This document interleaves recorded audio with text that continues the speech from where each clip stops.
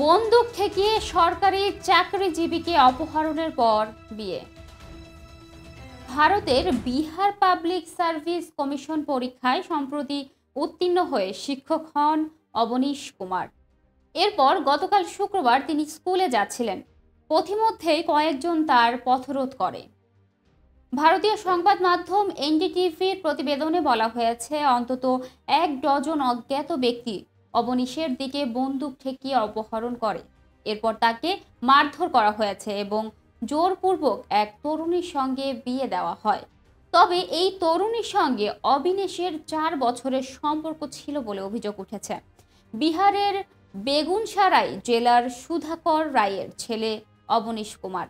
তাকে লাখিসারাই জেলার গুঞ্জন নামের এক তরুণীর আত্মীয়রা অপহরণ করে। স্থানীয় সূত্রে জানা যায়, অবিনেশ এবং গুঞ্জনের 4 বছরের সম্পর্ক ছিল। তবে সম্প্রতি সরকারি চাকরি পাওয়ায় অবিনেশ গুঞ্জনকে বিয়ে করতে অস্বীকৃতি জানায়। গুঞ্জনের অভিযোগ, তাদের দুজনেরই সম্পর্ক অনেক সিরিয়াস ছিল। তারা অনেক সময় বিভিন্ন হোটেলে ছিল এবং অবিনেশের বাসায়ও গিয়েছিলেন।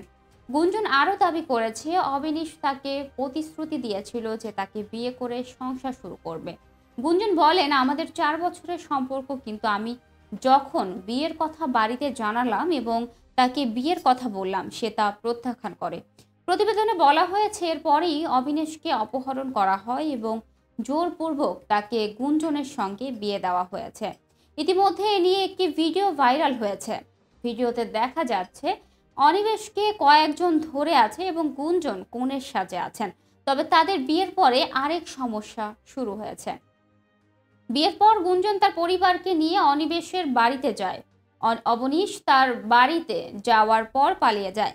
যখন গুঞ্জনের পরিবার অবনীশের বাড়িতে যায়, তখন অবনীশের পরিবার তাদের গ্রহণ করেনি।